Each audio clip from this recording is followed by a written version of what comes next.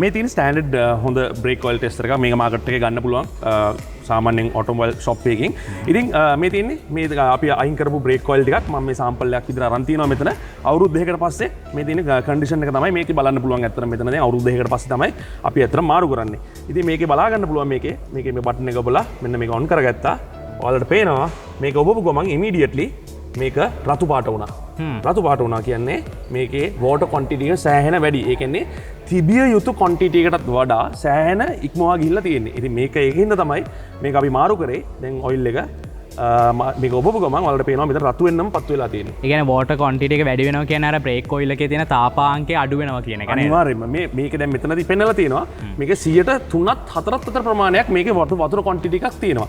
ඒතකොට මේකේ වතුර ක්වොන්ටිටි එක වැඩි වුණාම අනිවාර්යයෙන් මෙතන තියෙන ලොකුම ප්‍රශ්නේ තමයි මේකේ තාපාංකය පහළට එනවා. එතකොට මේක ඉක්මනට බොයිල් වෙනවා. ඒ කියන්නේ චතුර දැන් සාමාන්‍යයෙන් දැන් අපි බ්‍රේක් ඔයිල් එක මාරු කරන දැන් අපි ගෙනාවට පස්සේ අපි බලනනේ බ්‍රේක් ඔයිල් එකේ කොහොමද වෝටර් ක්වොන්ටිටි එක තියෙන්නේ කියලා. එතකොට මෙතනින් කොච්චර අගයකද තියෙන්න ඕන මාරු කරන්න ඕන මට්ටමක තියෙන්න. ඔව් මම ඉස්සෙල්ලා කිව්වා වගේ මේකේ මේ මාරු කරන්න ඕනේ කියලා කියන්නේ සාමාන්‍යයෙන් 103ත් 4ත් අතර ප්‍රමාණයක්. රතු වෙලා තියෙන ටික. රතු වෙලා තියෙන ටික තිබුණොත් අනිවාර්යෙන් මාරු කරගන්න කියලා තමයි තියෙන්නේ. අර කහ පාටට තියෙන්නේ මාරු කරන්න ළඟයි කියන එක. ළඟයි කියන එක හරියටම හරි. දැන් ඒ කියන්නේ බ්‍රේක් ඔයිල් අලුතෙන්ම දැම්මොත් එහෙම මේකේ කොළ පාට ලයිට් එක විතරයි පත්තු වෙන්නේ. නමුත් මේකේ කාලයක් ගිහිල්ලා පොඩ්ඩක් කල් පාවිච්චි කරද්දි මේක යම්කිසි ප්‍රමාණයක් මේකට වතුර අවශෝෂණය කරගෙන මේක මැද ගානට තැඹිලි පාට වගේ කහ පාට එනවා.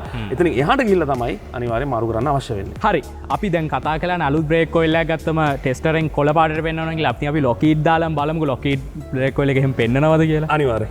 තව මෙච්චර කියනවා මේක ක්වොලිටි බ්‍රේක් ඔයිල් එක මේක තමයි ලංකාවේ තියෙන පරණම බ්‍රෑන්ඩ් එක කියලා. මේක බලමු. ඇත්තට මේ අලුත්ම බ්‍රේක් ඔයිල් එකක් අලුතෙන්ම දැන් ඕපන් කරපු එක ලිඩ් එකකින් ගත්ත එකක්. මේ තියෙන.